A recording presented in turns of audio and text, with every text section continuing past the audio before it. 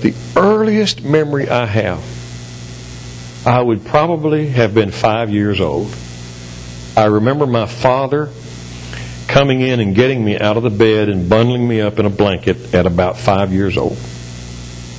Carrying me out the front door to about a 36 Chevrolet in the cold Dallas winter. Put me in the back seat of the car he'd had idling in the driveway for a little while to warm it up for his baby. Mother would already be sitting in the front seat of that Chevy, and she'd look over the back and reach over and pat me. "You okay, son?" And I'd say yes.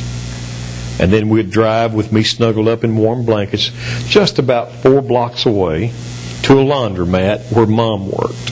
And then Dad would go on to his job.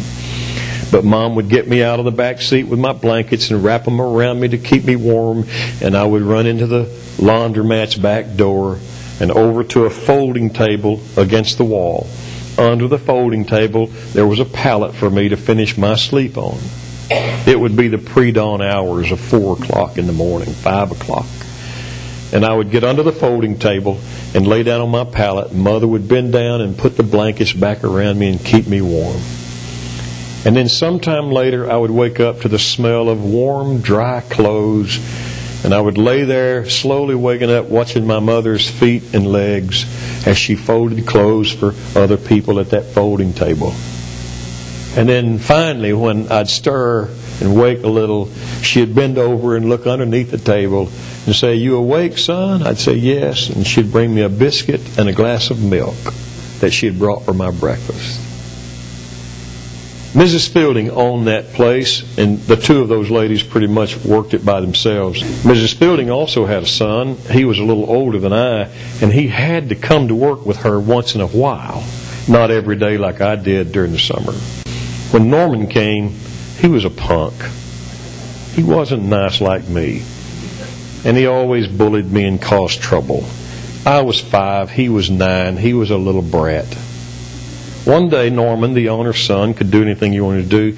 He climbed up in a tumble dryer, one of the big tumble dryers, turned around on his hands and knees, looked out the little round door at me, and said to me in his typical sneer, "I'd double dog dare you to turn that switch on." And so I just flipped the switch. My last view of him was when he went upside down and his eyes were like the round door of the deal. And then I just took off running. And I remember hearing the funny sounds of a body tumbling in a dryer as I went out the door. And Norman yelling for help. And so I ran outside and found a hiding place. I could hear Mrs. Fielding screaming at my mother about her brat. I could hear her screaming at her and threatening her job. I knew that I had jeopardized my mother's livelihood.